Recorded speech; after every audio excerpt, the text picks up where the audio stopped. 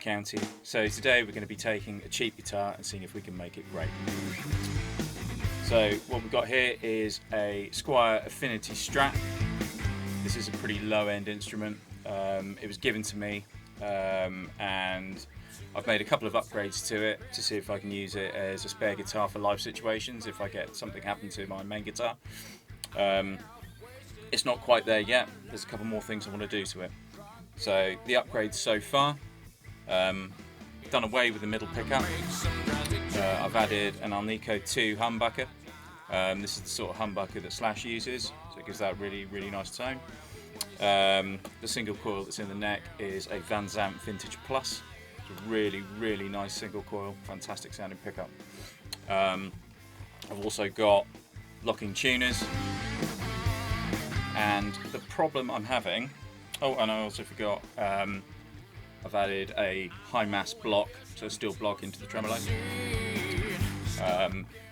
There are a couple of tuning issues with this guitar. I just played a short excerpt at the beginning, and now the guitar is not in tune anymore. So there's a couple more things I want to do to it. What we're going to do is change the nut, it's this bit here. The string trees, those are these pieces here. And another thing I'm going to look at is, it's a bit more technical, where I fitted a high mass steel block to this guitar. It's not actually designed for this guitar, so it's slightly wide. So what it's doing is not allowing the tremolo to sit flush against the body of the guitar, which is how I prefer them to be set up for me. Normally you would have a little bit of play either way with these tremolos, but I don't like them set up like that. What I'm going to have to do is remove the bridge and actually remove some wood from the guitar to get that to sit flush again. I'm hoping that changing the nut and the string trees is really going to help with the tuning stability of the guitar. Once all of that's done, we're going to restring it and give it a good setup. Obviously going to condition the fretboard. I'm also going to give the frets polish as well. So the parts we're looking at are a Tusk XL from Graphtec, the nut and 2 string trees, and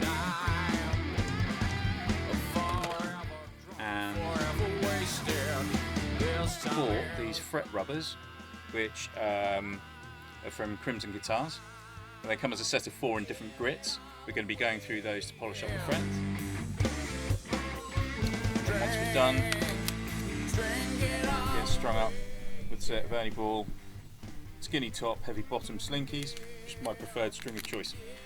Once I'm done, I'm going to record another excerpt so you can see if the upgrades make any difference. Hopefully they do, because I want to use this guitar. Cheers. So I'm just going to break in here and go over some tools that we used for the job. We've got a coarse file, some screwdrivers, some fine files, some 240 grit sandpaper, and some masking tape. Let's get on with the job. So here I am just about to cut the nut free, and oh, you can see what's happened there. So I broke the nut in half. And also the front of the nut slot, which is part of the fretboard, is actually snapped off. Not ideal in the slightest. Obviously not meant to happen, and I'm just working out how to reattach it. So I've got some wood glue, and my plan is to stick it back into place, clean off any residue that's left, and then work out a way to clamp it down. You'll see that I come up with using the strings as a clamp, and that actually works quite well. So just trying to get it stuck down now. Hold it in place for a few seconds. And then off I go to get something to clean up the any excess that's left, any excess glue, making sure to clean it properly out of the nut slot. And then obviously getting the strings into place on top of that bit of wood. Now I'm masking off the fretboard to protect it, getting ready to polish the frets. Masking tape I'm using is a pretty high quality masking tape. It's quite thick. It's definitely better than your standard sort of decorator's tape. It's an extremely long process masking off a fretboard. All in all, from memory, it probably took sort of 15 to 20 minutes to do. Not really a massive amount of fun. Right, so now I am trying to decide which grit fret rubber to start with. Now I decided to go with a medium coarse. I quickly changed my mind and moved back to the coarse, and start to work through polishing the frets. Again, this is a very long process. I would say with each coarseness of fret rubber, it probably takes 20 minutes. So it did take quite a while all in all to complete. So here we are after running through 3 of the 4 grits of sanding block. The frets are looking really, really nice. Going to get on and do the final grit. Right, so this is the frets are finished now. We've been through all 4 grits, and I'm just starting to remove the masking tape. You see the frets are looking fantastic now. Really, really happy with the results. It was a long-winded process. Give yourself an evening to finish this off. And now I'm on to fitting the nut. So it did take quite a lot of shaping. Had to sand it down, had to radius it to the fretboard using sandpaper, and the shape of the fretboard to do it. It does turn out that if you expect it to be a fit and forget, that's really not going to be the case. It's a case of one size fits all or one size fits none kind of job. So I'm super happy with it. It's a good fit. It's just enough tension in there to hold it in place, but it's easy enough to remove. We've just got a little bit of overhang each side that needs tidying up, needs filing down. So I need to get this lined up.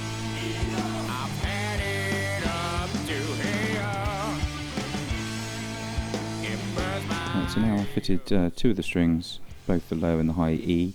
This is to help me line up the nut. We can get it into the right position and then glue it into place and leave that glue to dry so the nut's sat in the right place and doesn't move. You don't need much glue to hold it in there, just a little dab really.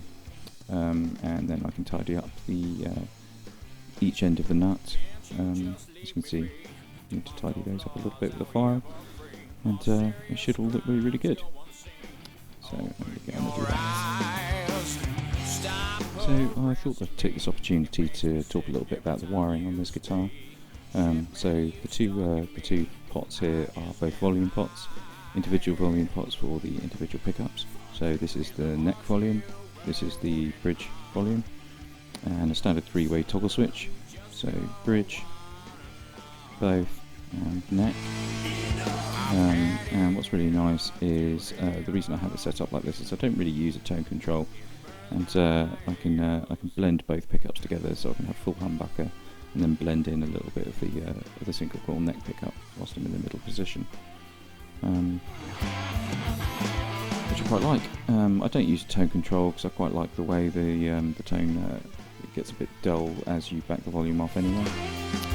The bridge pickup is also coil tapped, so it's a push-pull pot, so you can get single coil tones out of the humbucker pickup in the bridge. Pretty versatile wiring. Definitely more versatile than a standard Strat.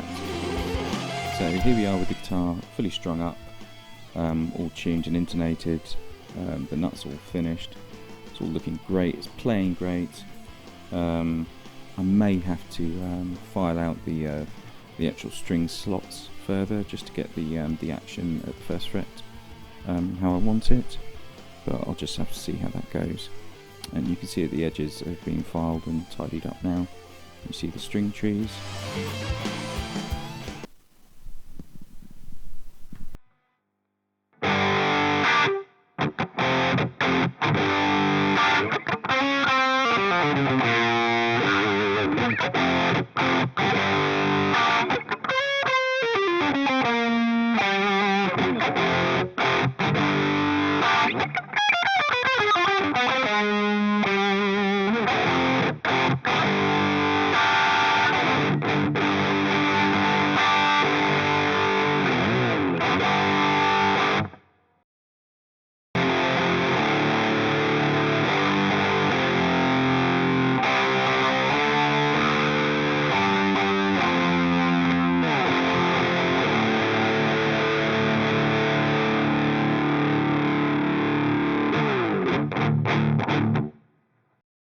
So after playing it through before and after checking the tuning stability before and after, the modifications have made a huge difference.